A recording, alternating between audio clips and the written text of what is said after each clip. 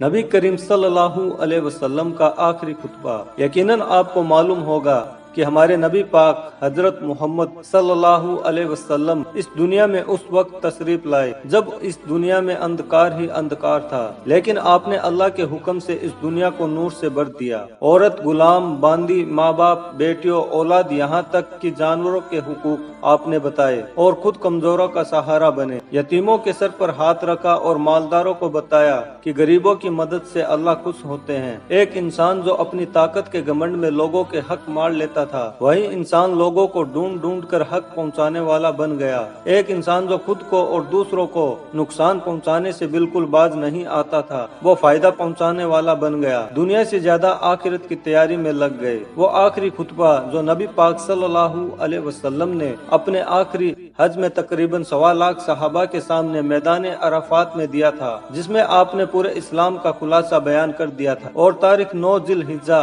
10 ہجری تھی۔ تو آج اس پورے خطبے میں سے صرف 15 اہم باتیں ہم آپ کے سامنے بیان کریں گے۔ نمبر 1، اے لوگو سنو، مجھے نہیں لگتا اگلے سال میں یہاں تمہارے بیچ موجود رہوں گا، اس لیے میری باتوں کو غور سے سنو اور ان لوگوں تک پہنچاؤ جو لوگ یہاں نہیں پہنچ سکے۔ نمبر 2، اے لوگو، جس طرح آج کا یہ دن، یہ مہینہ اور یہ جگہ عزت اور حرمت والے ہیں، بالکل اسی طرح ہر مسلمان کی زندگی عزت اور مال عزت حرمت والے ہیں، تم اس میں چھیڑ چھاڑ نہیں کر سکتے۔ نمبر 3، لوگوں کے مال اور ان کی امانتیں ان کو واپس کرو۔ نمبر 4، کسی کو تنگ نہ کرو اور نہ ہی کسی کا کوئی نقصان کرو تاکہ تم بھی حفاظت سے رہو۔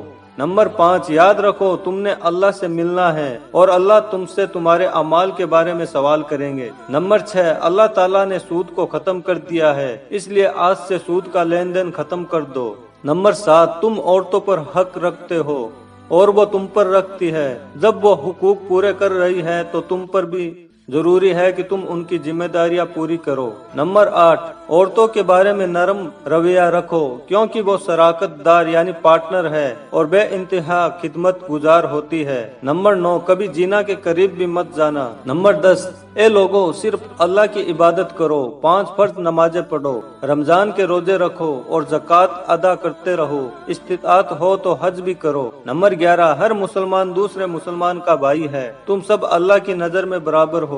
نمبر 12، یاد رکھو تم سب کو ایک دن اللہ کے سامنے اپنے اعمال کی جواب دہی کے لیے پیش ہونا ہے۔ نمبر 13، خبردار رہو میرے بعد گمراہ نہ ہو جانا، اور یاد رکھنا میرے بعد کوئی نبی نہیں آنے والا اور نہ ہی کوئی نیا دین لایا جائے گا۔ نمبر 14، اور یاد رہے میں تمہارے درمیان 2 چیزیں چھوڑ کر جا رہا ہوں، ایک ہے قرآن اور دوسری ہے سنت یعنی حدیث، اگر تم نے ان کی پیروی کی تو تم کبھی گمراہ نہیں ہوگے۔ نمبر 15، سنو تم میں سے جو لوگ یہاں موجود ہے وہ یہ بات اگلے لوگوں تک پہنچائے، پھر وہ اگلے لوگوں تک پہنچائیں گے۔ پھر محمد صلی اللہ علیہ وسلم نے اپنا چہرہ آسمان کی طرف اٹھا کر فرمایا، اے اللہ گواہ رہنا میں نے تیرا پیغام تیرے بندوں تک پہنچا دیا۔ دوستو ہم پر بھی یہ فرض ہے کہ اس پیغام کو سن کر اس پر عمل کرے اور اس کو دوسروں تک پہنچائے۔